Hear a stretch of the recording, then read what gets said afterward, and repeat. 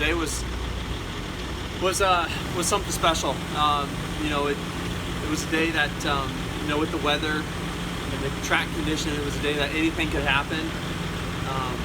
It was a day that I felt like we were just been getting put to the test every race, and every race. And with this condition, it was just, everything is so unexpected. So, we were good in Unadilla in the mud, and but here today, you just never knew what was going to happen. Moto 1 went out there, got the start we needed. Did some good battling early, got into second, was able to to maintain a good pace there. Had one little tip over, but was able to recover from that. And gain points.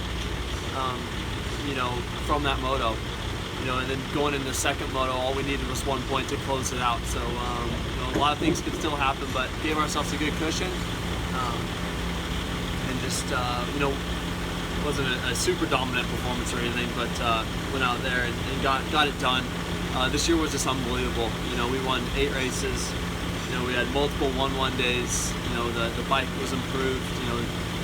The team, everything was just working and gelling together, and when that happens, we win races and do what we're supposed to do. So, pretty cool.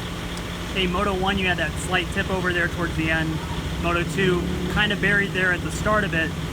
Were you stressing at all, or were you just like, yeah, I know what I got to do, I just need to get back up there?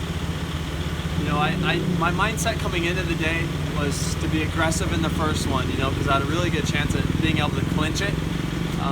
I only needed to make 5 points, and I ended up the moto, of course, only making 4, and had to take it to the second one there. So that was big though, just to gain points. Yes, I wanted to clinch it. That would have been a perfect scenario, but that didn't happen. So the team did an awesome job of getting the bike ready for Moto 2, and we went out there and got it done.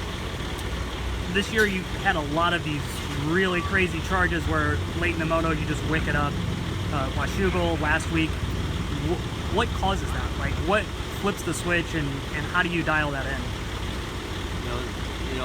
It's true. We were able to make crazy charges this year. Yes, we may not have been starting right up front the whole time, but I was really comfortable with my motorcycle this year. It was easy for me to ride, and we were healthy the whole year. Everything was just working the way it's supposed to. And when that happens, you win races. So, and yeah, we were able to make those charges, but you got to have everything working. When that happens, you can go out there and just ride your motorcycle the way you want to. What was the high point for you this year? Like a defining moment that you really are proud of? Well, early on we were dominant. That was good to get out of the start there. But the last couple of rounds was the ones that meant the most. I really feel like we made our statement on being the dominant guy. Like the Washougal or the Millville ride. So, last half, that's the part of the season that really matters, and you're getting into the grind of things. So, last half of the season, any of those wins were the ones. All right, maybe there was a moment that we didn't know, but did you have some challenges along the way, or was it pretty easy for you?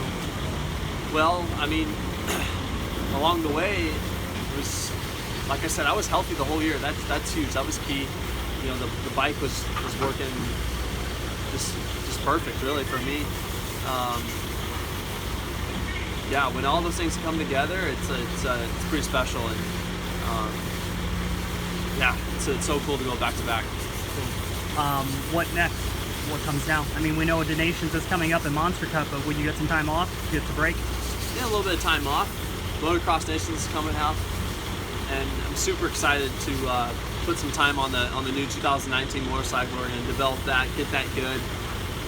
Normally this time of year, you're like, yeah, you want to put things aside, but I'm truly excited to ride that new bike. Hey, congratulations on this year. Good job. All right, thanks.